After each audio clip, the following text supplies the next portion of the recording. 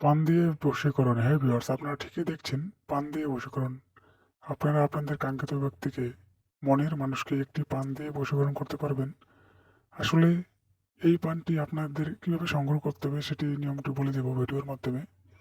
আর পানের সাথে অল্প কিছু সুপারি দিয়ে, এবং পানটি এক গাছের, যেখানে একটি গাছ সুপারি গাছ থাকে এবং সেই সুপারি গাছের পানটি লাগবে, সেই পানটি এনে এই মন্ত্রটি বলবেন।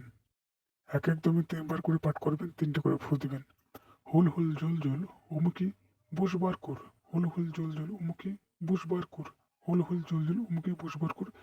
এভাবে এক একদমই 3 বার করে পাঠ করে 3টে ফু দিবেন এবং 3 বার মন্ত্রটি পাঠ করবেন। 9 বার পাঠ করে 9টে ফু দিয়ে আপনারা আপনাদের পছন্দের মানুষকে খাইয়ে দেবেন।